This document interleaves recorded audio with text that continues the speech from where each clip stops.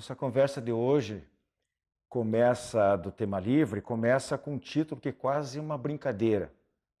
E é justamente por ele, peso do corpo e peso na consciência, através dele, vocês já podem perceber, presumir onde é que nós estamos querendo chegar.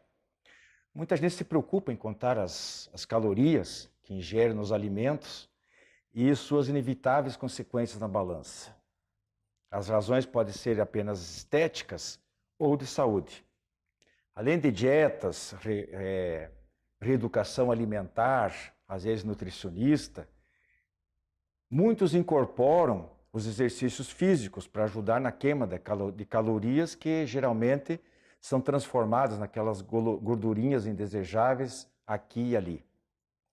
Tudo muito bonito, tudo muito justo e saudável com o corpo. Mas e a nossa alma, ou a consciência, que aqui nós poderíamos tomar como sinônimos? Será que nós estamos lembrando com frequência sobre a importância de cuidar melhor da alimentação da alma, uma vez que Jesus já afirmava que nem só de pão vive o homem? Estamos propondo uma reflexão a respeito no tema livre. Além disso, nós temos os quadros do Espiritismo Responde e as razões dos fatos. Neste último, uma opinião sobre os 13 filhos que eram mantidos presos em casa, numa casa, pelos pais nos Estados Unidos.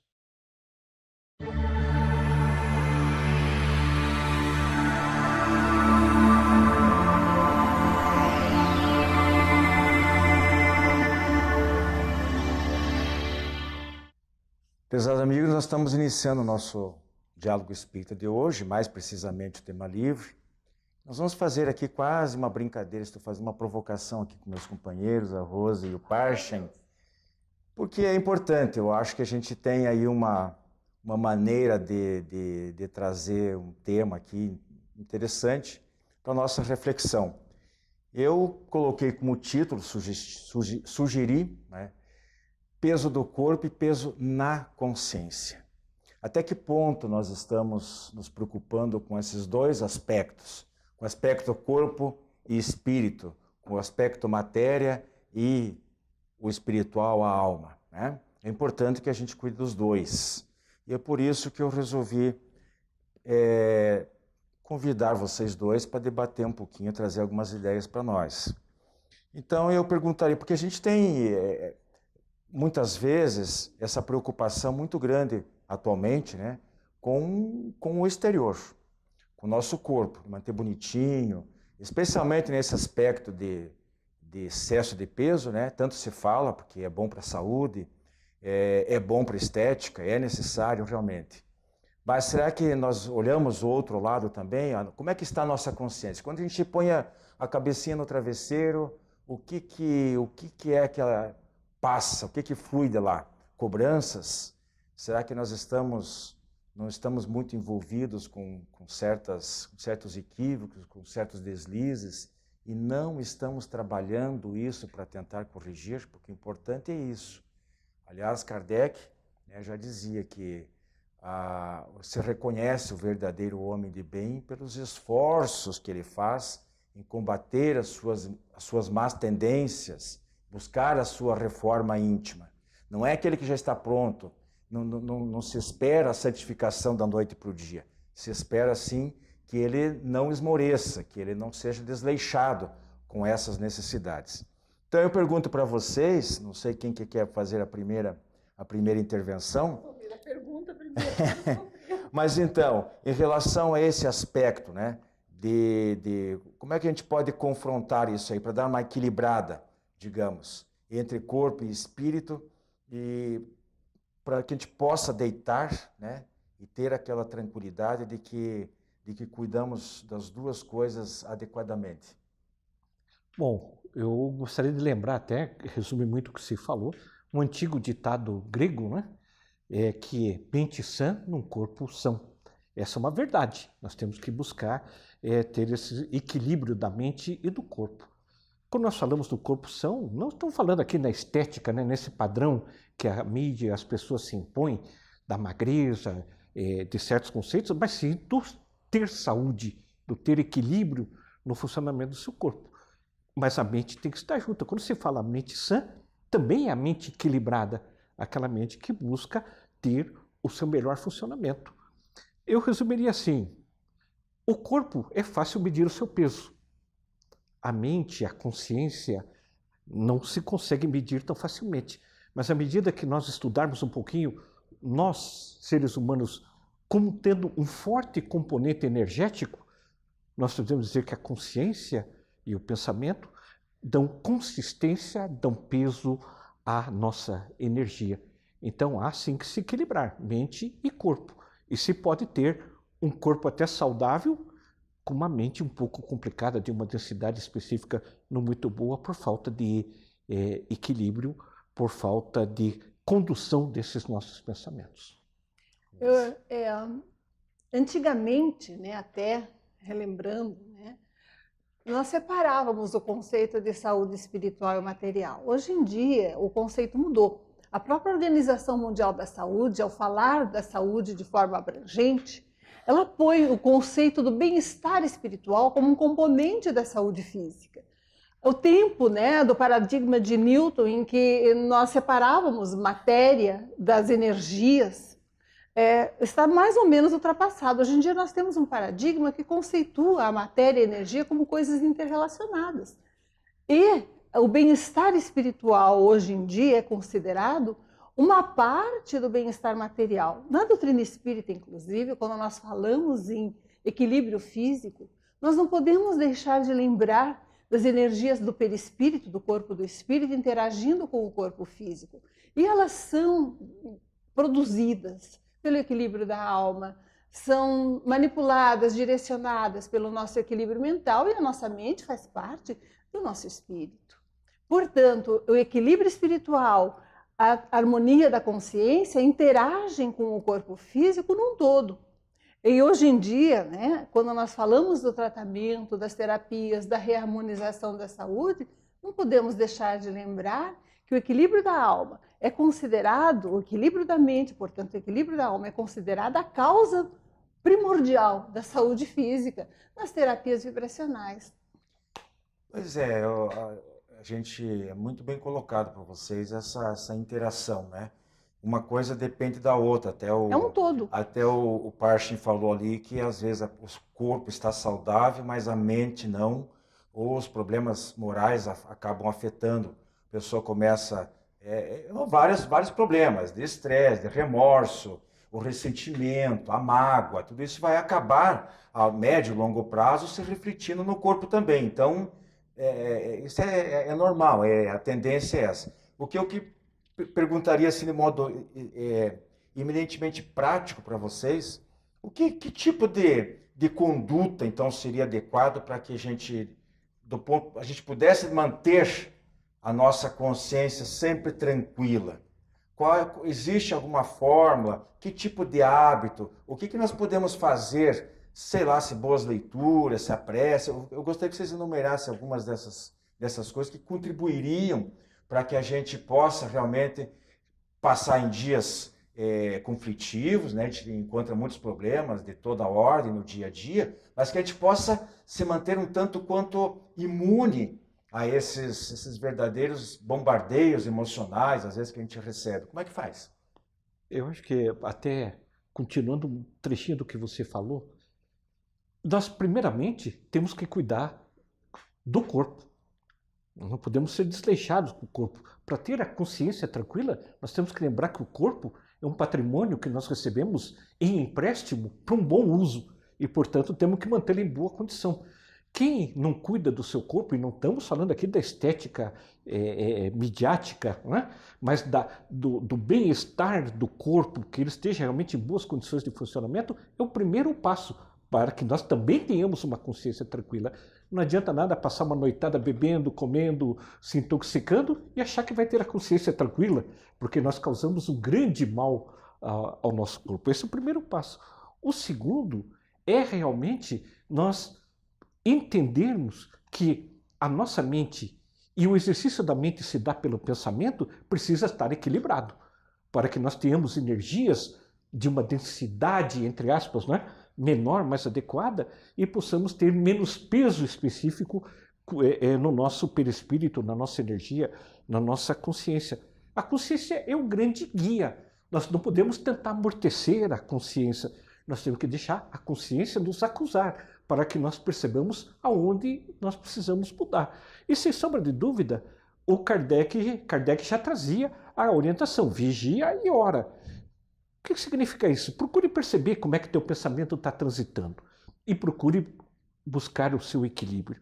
Isso se dá através da prática do pensamento voltado ao bem. Nós podemos praticar o bem em todos os momentos da vida, em qualquer instante, em qualquer lugar. Quando a gente sentir que o pensamento está fugindo, busquemos a leitura, a oração, o reequilíbrio, o redomínio do nosso pensamento, trazendo para um patamar adequado. E lembrar que o nosso pensamento reflete aquilo que nós somos e, portanto, buscar praticar o bem em todos os momentos. Esse é a melhor receita, a melhor dieta para diminuir o peso da consciência. Eu diria que Kardec, ao relembrar os ensinamentos de Jesus, né, sobre o valor da oração e da vigilância, ele colocou muito bem a matéria. Quando ele fala na introdução do estudo das leis morais, no Livro dos Espíritos, na lei de conservação, por exemplo, ele está colocando o cuidado com o próprio corpo como lei moral, como dever do homem perante Deus. Ele trata das leis naturais subdividindo para efeitos didáticos, porque elas estão interrelacionadas, em dois grandes grupos: as leis naturais, que tratam da matéria física, dos corpos brutos, dos vegetais, né, das relações da matéria bruta, e as leis morais, que tratam do homem em relação consigo mesmo e com o semelhante e com Deus. Então, o cuidado com o corpo para o Espiritismo faz parte dos deveres morais do homem para consigo mesmo, para com a sociedade em que ele deve se tornar útil e produtivo. E, ao lembrarmos a inter-relação das questões morais, do equilíbrio da consciência, né, com o corpo físico, não podemos deixar de lembrar todos os ensinamentos de Jesus, que de uma forma religiosa, ou interpretados de forma religiosa na época, como uma necessidade moral do homem na sua relação consigo e com Deus, hoje em dia são paradigmas da ciência para equilíbrio da própria saúde humana. A busca do otimismo, a necessidade do trabalho solidário. As pesquisas hoje, por exemplo, da Universidade de Harvard, sobre a diminuição do nível do colesterol, estão ligadas, em alguns departamentos, com a pesquisa da meditação, da harmonização do ser, do cultivo dos pensamentos generosos e altruístas, e com o estudo da atenção, a busca da confiança num poder superior que diminui o nosso nível de tensão, diminui o nível do colesterol. Então, está provado, né, cientificamente nessas pesquisas. Então, a busca do equilíbrio, da consciência, da espiritualização, da generosidade, da vida em altruísmo, está provado. Melhora a nossa condição física, melhora a imunidade. Um ato de generosidade, foi feita essa pesquisa no ambiente universitário nos Estados Unidos, aumenta a imunidade em 50% a 60% por até 3 meses, pelo bem-estar psíquico que traz. Eu coloquei aqui no final, assim, de uma maneira bem didática, né? E depois vocês podem fazer mais algum acréscimo, se lembrar de alguma coisa. Coloquei aqui, enumerei algumas coisinhas rapidamente que contribuiriam, a meu ver, para melhorar essa, como diz, acho que o André Luiz, através do Chico Xavier, ou Emmanuel, um dos dois, eu não lembro, ele fala muito na casa mental, né? Eu acho bonito essa preocupação que a gente tem de tirar lixo, fazer a limpeza da nossa mente, tirar tudo que não presta, tudo aquilo que só faz mal, tanto de sentimento como de ideia, de você ficar se alimentando, vendo, pegando, se impressionando. Claro que a gente não pode fugir do mundo, nós estamos no mundo, mas não precisamos ser do mundo. Então nós não podemos permitir que as coisas invadam demais o nosso íntimo. Nós temos que preservar a nossa intimidade de uma maneira mais leve possível, no caso da consciência e dos nossos sentimentos e ideias.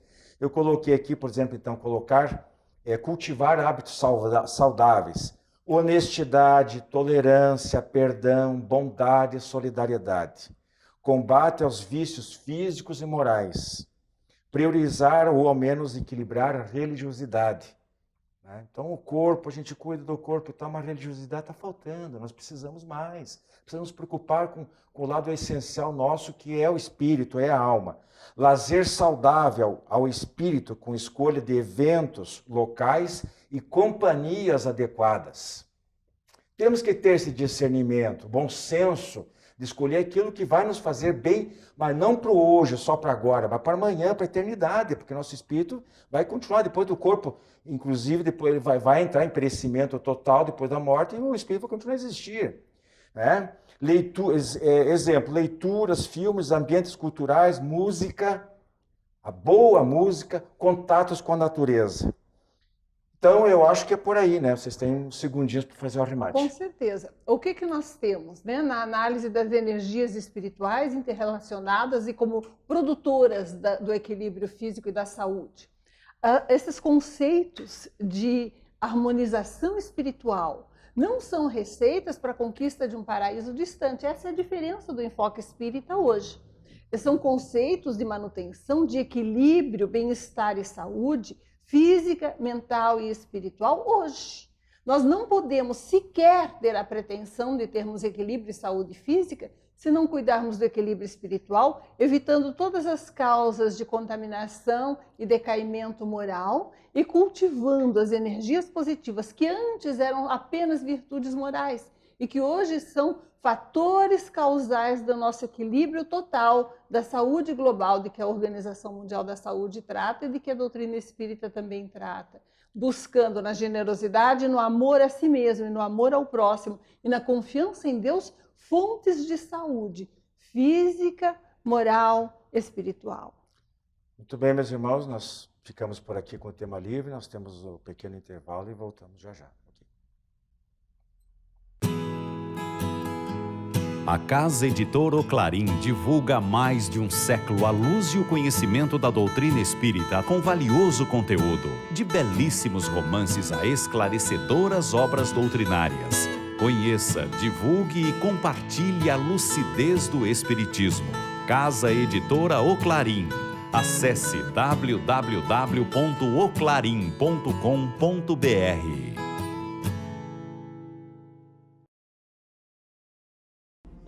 As encadernações da revista Ser Espírita, um acervo para o presente e para o futuro. As encadernações da revista Ser Espírita organizam e protegem os resultados do estudo e das interpretações mais recentes sobre os princípios fundamentais da doutrina espírita, à luz da filosofia, da ciência e da religião. Cada encadernação contém 6 edições, das 30 unidades publicadas até o momento.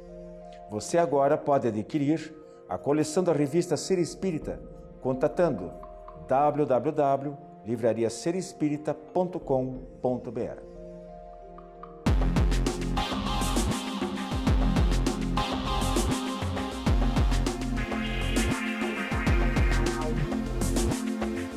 Prezados amigos, no quadro Espiritismo Responde, temos a seguinte questão. Reencarnamos muitas vezes e em cada uma delas formamos uma família diferente. Como fica a nossa relação com vários maridos e esposas e um monte de filhos? Realmente nós reencarnamos várias vezes, podemos sim constituir N famílias, mas também temos que lembrar que normalmente nós vamos reencarnar mais vezes naquela família em que temos a necessidade do reajuste.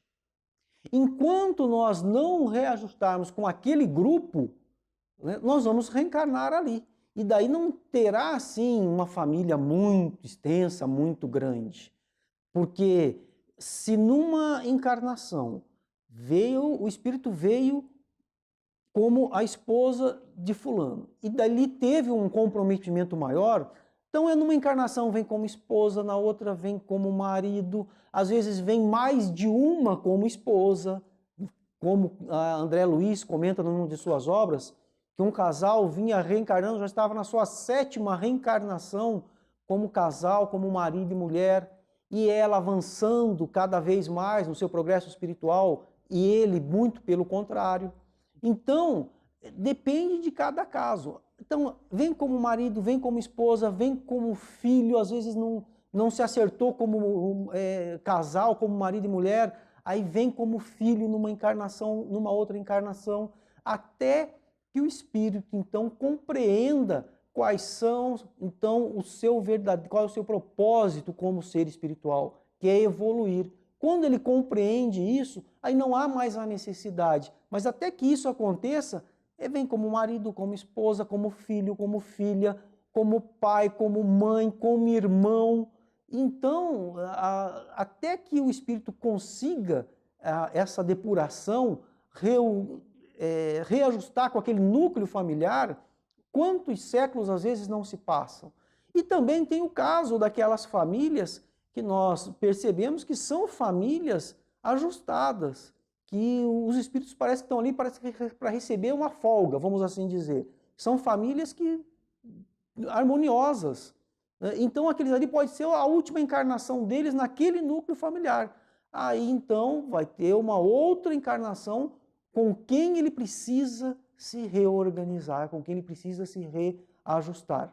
Lembramos de uma passagem do Evangelho em que Jesus, reunido com a população, ensinando, chegaram para ele e falaram assim, ó, está aí a sua mãe e os seus irmãos, e vieram te buscar.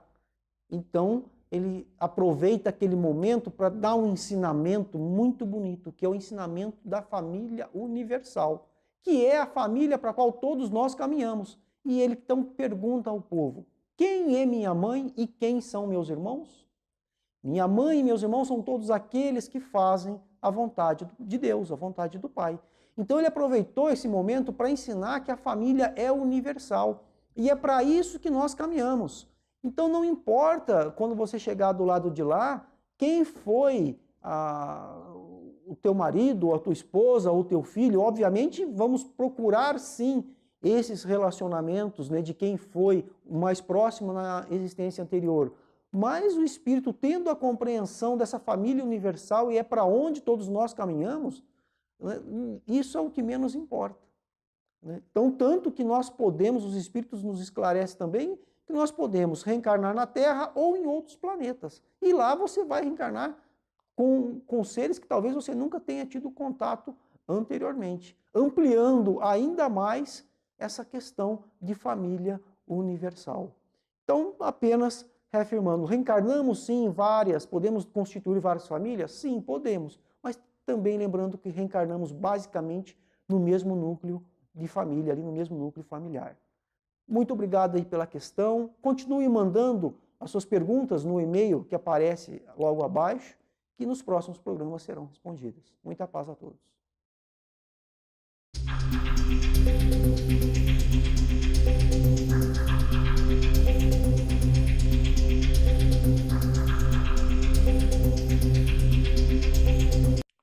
Prezados amigos, as razões dos fatos de hoje, nós comentamos na semana passada a respeito de destino, livre-arbítrio, ausência de acaso e fatalidade, e ilustramos com um caso concreto, a família assaltada em Belford Roxo, na Baixada Fluminense. Trago aqui para exame hoje um caso bem diferente, porém que também suscita muitas dúvidas quando abordada sob o aspecto da justiça divina.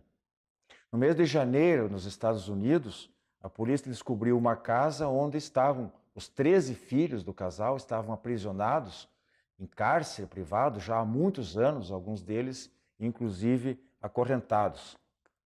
Esses filhos eram de 2 a 29 anos de idade.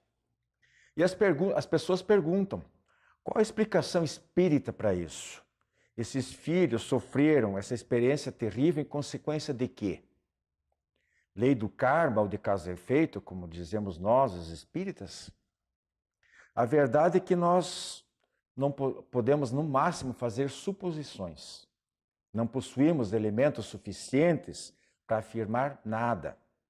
Mas como? Então o Espiritismo não tem resposta para tudo? De repente você esteja perguntando. Não é tão simples assim. Podemos falar bastante em termos teóricos. Já fazer afirmações taxativas é uma coisa bem diferente. Talvez se o caso fosse estudado através da mediunidade, concílio da mediunidade, por exemplo, a gente pudesse chegar à raiz dos problemas, obter informações que por outro meio não é possível. Ou até é.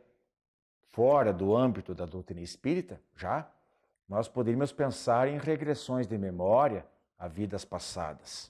E aí envolvendo alguns ou todos desses 13 filhos. E esse caso pudesse vir à tona com todos os detalhes.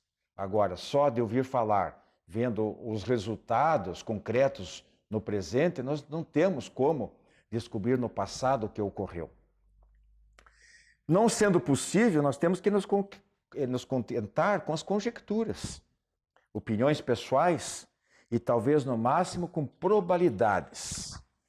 De modo que se eu tivesse, veja bem, se eu tivesse que arriscar um palpite sobre essa ocorrência, eu diria que, embora completamente inútil qualquer exercício de adivinhação dos fatos específicos que originaram este caso, né, que deram origem a essa situação toda, mas pelas características, repito, opinião pessoal baseada naquilo que a gente já estudou, que a gente aprendeu, né, pelas características, parece-me que sim, teriam sido provavelmente todos ali reunidos por uma necessidade. Qual essa necessidade específica a gente não sabe, mas para resgatar provavelmente algum tipo de grave ato cometido em conjunto por eles todos. Muitas e muitas vezes nós somos informados de que, apesar da nova culpa ou débito moral assumido pelos autores de maldades como essa, no caso os pais, né, que terão que arcar, portanto, com suas responsabilidades, diante inclusive da lei terrestre, da lei terrena e da justiça divina, os filhos, ao que tudo indica, não eram inocentes. A solidariedade humana recomenda-nos o pesar, a piedade, a solidariedade, a caridade para com as vítimas de hoje. E a justiça terrestre reclama punição aos infratores. Porém, no panorama das múltiplas existências de todos os indivíduos, essas existências solidárias entre si, se nos afigura a aplicação da justiça divina, alcançando espíritos vítimas de graves quedas morais cometidas em vidas pretéritas. Provavelmente reencarnações talvez não tão distantes, mais recentes, talvez a última. Tanto o sofrimento familiar não pode ser atribuído a caprichos ou enganos, né, cometidos no presente por duas pessoas. Deve ter muito mais coisa por trás disso tudo. E não foi também muito menos um acaso ou por falha divina, porque Deus não cochila em momento algum. Deus é perfeito, é sábio e naturalmente que cruzou, reuniu essas pessoas sob o mesmo teto para uma finalidade. Agora, se se trata realmente de uma expiação ou de uma provação escolhida previamente por esses indivíduos, os filhos, no caso, né, que sofreram esse tipo de privação toda durante tantos anos, a gente não tem como afirmar. O que a gente sabe é que, perante os conhecimentos da filosofia espírita, existem pistas, probabilidades de terem ocorrido certas situações. Neste caso em particular, se nos vislumbra de que realmente não foi por acaso, que há motivos fortes para essa família ser reunida. E que a gente reza para que tudo acabe bem para todos eles. Até a semana que vem. Você que é distribuidor ou administra uma livraria espírita, não pode deixar de conhecer os livros da editora O Clarim de Matão, São Paulo. Mais de 200 títulos à sua disposição, como Chico, Diálogos e Recordações, de Carlos Alberto Costa. Episódios marcantes da vida missionária do médium mineiro, fatos inéditos e notícias de suas vidas passadas. Pedidos pelo e-mail oclarim@oclarim.com.br, o telefone 16 33 82 10 66, ou ainda pelo Clube do Livro Espírita de Curitiba, adepr@adepr.org.br.